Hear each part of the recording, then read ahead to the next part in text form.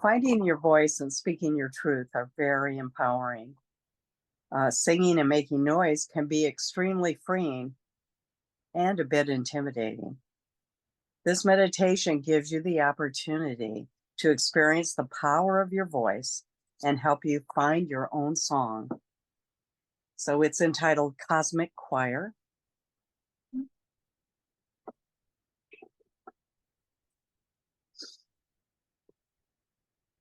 Imagine you find yourself on a huge stage surrounded by hundreds of people.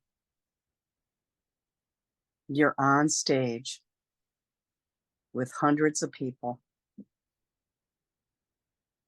Below you is an orchestra, and they all seem to be tuning up their instruments. They are only listening to their own instruments, paying little or no attention to the people around them.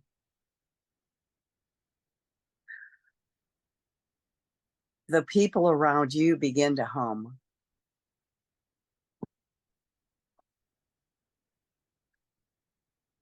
At first, you feel a bit foolish, but then you look at the faces of the people around you. The look of freedom and joy makes you realize you want to sing your own song too. As everyone sings their own song, the sound is beautiful.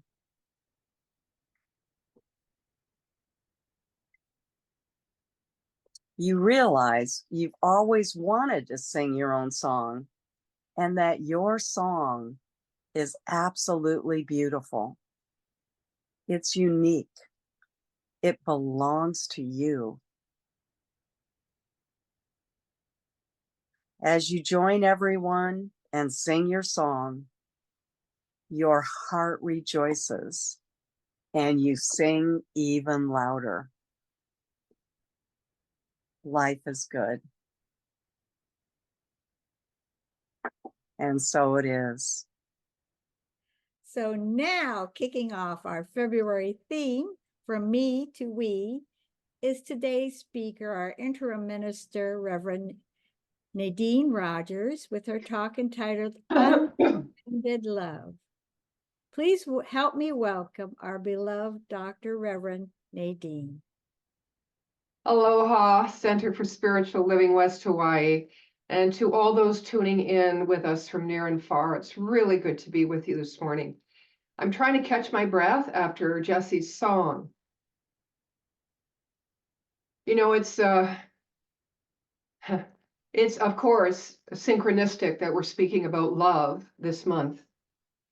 And we all get to look into those dark corners and dusty places where we perhaps have forgotten ourselves, or we perhaps have not allowed ourselves to feel that joy or be spontaneous with life.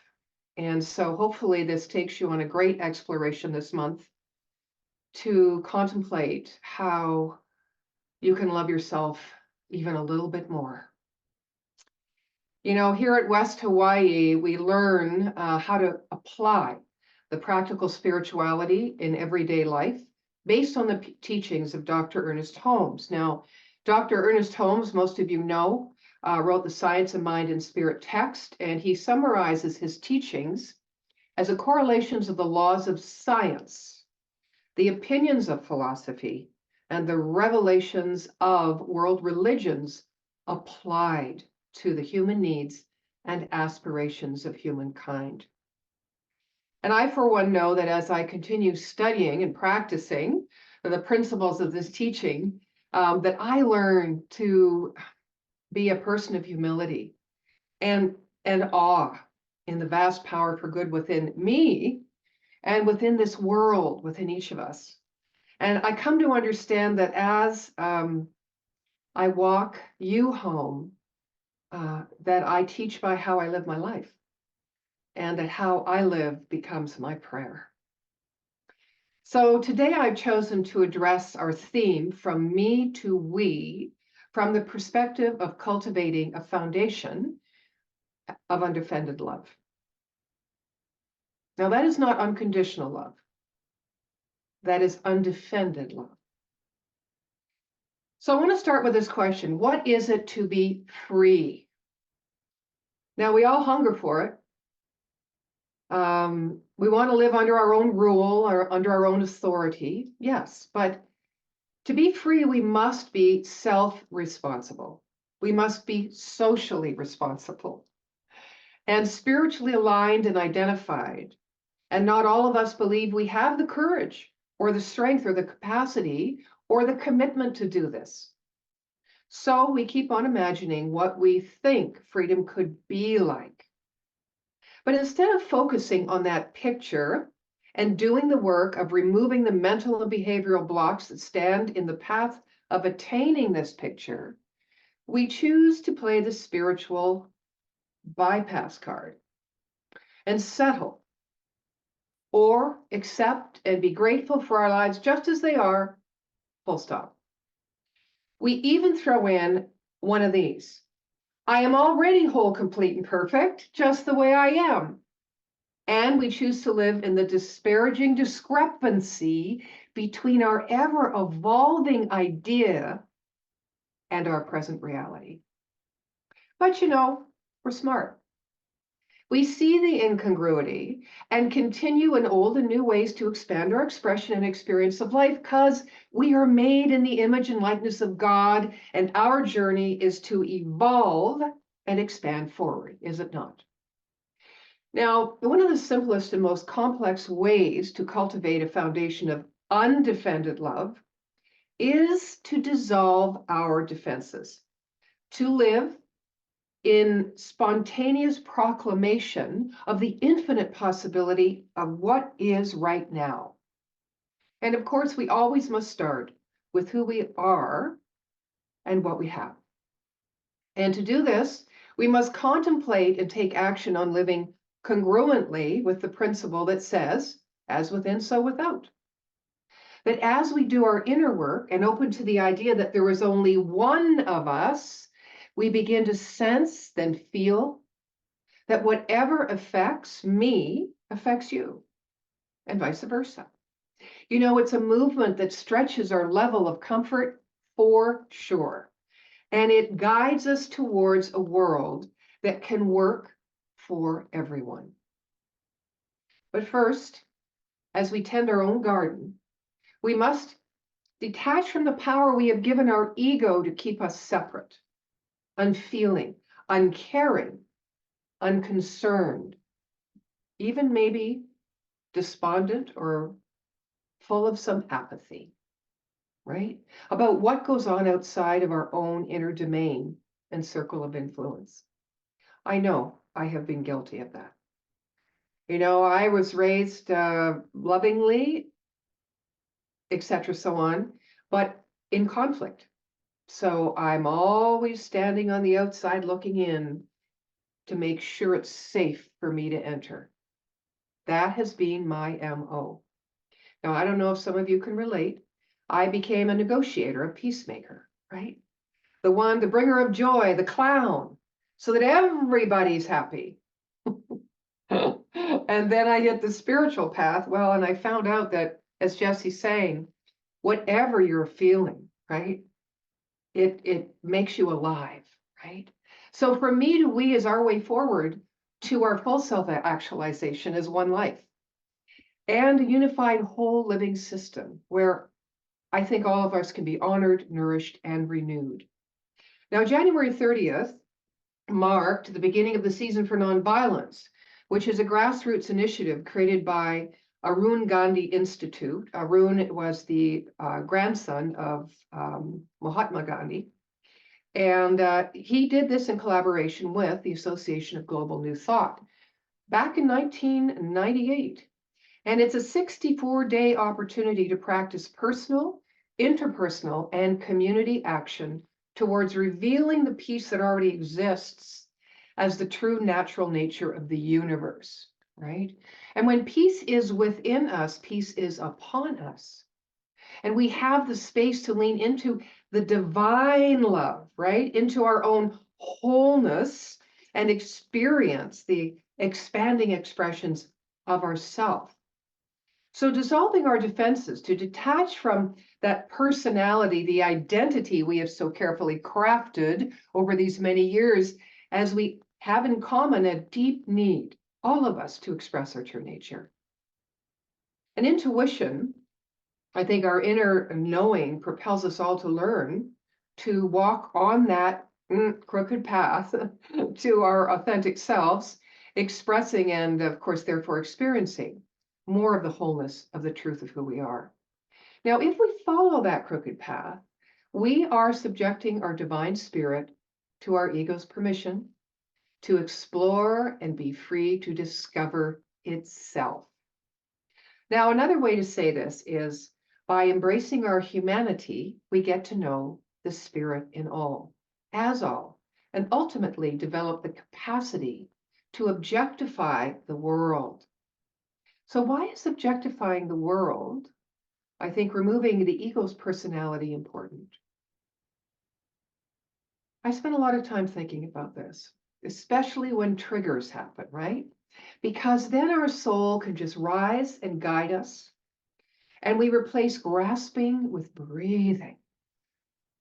And we give fully into life rather than trying to take from life what it is we think we lack. Now, in this discovery, our homegrown expressions might not be considered or reacted to as very normal by the theys in our mind, but they will be natural to us. And authenticity, what I want to say, I think is the degree to which one is true to one's own personality, one's own spirit or character. Psychology refers to authenticity as the attempt to live one's life according to the needs of one's inner being, rather than the demands of society or one's early conditioning. And we can't be authentic because we think our enoughness is not enough. Isn't that true? You know, this really is a process, this building or cultivating a foundation of undefended love, of dissolving our defenses. It's a process of transparency, being open to be seen, to show oneself to the level of our awareness of who we are, rather than to the degree of depth we like ourselves, right? Or we give ourselves permission to show ourselves. And we begin to love ourselves as we meet and release our defenses and become capable of transmitting light so that objects or images can be seen as if there were no intervening material, right, between me and another person, between me and life, even though we fear being transparent for risk of rejection. I think our inauthenticity stems from hiding in our knowledge based in fact, events, experiences that have happened. Now, they serve us as a reference to history, but by no means do they broaden our perspective. I mean, the knowledge we hold inside can serve us, yes, as inspiration in times of great challenge to us, right? We can remember when we were last in a dark place or in a difficult place, and we can say to ourselves, hey, I got myself through that, right? So history is good. Knowledge is good. It can also remind us of what we have accomplished, you know, and even make us feel safe in identifying ourselves in the face of mystery, right? But let knowledge not blind us to what is possible spontaneously by means of us. If this thing called life cannot be a thing of spontaneity and joy, really, really, how worthwhile is it? You know, our intellect's habit is duality thinking, always creating the comparison factor within its oft companions, pain and struggle. We have learned to make ourselves feel better by maintaining the "there for the grace of God go I" attitude. But you know, this statement, I think, fuels separation. I think it can fuel unkindness, and I think it can fuel hate? What if we rather say, there go I. There is only one of us. This allows me to keep moving from me to we, right? From me to we. It is time to drop our defenses and stop defending our limitations so that we might better tune into the I am that I am. Now, granted, this is a truth larger than the life we've known or are living now, but it lives within us all. What awaits us is our decision to transpose that tired dialogue reel in our mind, to tune into the power of our agreement, to be a part of a cause, a vision, a calling, to be a part of a collective conscious intention to create that world that works for everyone. You know, something within all of us is surrendering right now, to the wisdom within and transforming our lives to live congruently within the integrity of this intention to freely live our best lives. And as we step outside our comfort zones to stand for and work towards this grand rising of collective consciousness, we find ourselves standing in the garden of undefended love and self-inclusion. You and I becomes I and me, which when elevated in consciousness becomes no I in the one. And when we live peering into that crack in the cosmos, we walk in a way that presences allness and nothingness. We live in a way where we start including all aspects of ourselves and seeing and including and honoring all aspects of others and seeing and including all aspects of the wholeness and perfection of the life that gave us life as the grand rising and the possibility in the here and now to be fully expressed. Now, I know it is so much easier to live in the fantasy of what is possible than it is to get down and dirty and spar with the unwashed parts of ourselves that Lord knows hasn't seen light of truth for as long as we've chosen not to remember, you know? But as we come home to ourselves and embrace our humanity, we begin to release our grasping and belief in the idea of the others. Thomas More said, "It is one thing to deepen our experience, to know our roots of existence, character, and vision. It is another to elevate the person we are, to reach so high we stand at the very apex of creation, so far in the sky," he says, "that we behold that crack in the cosmos."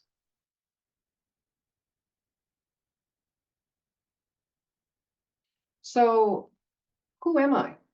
Who are you?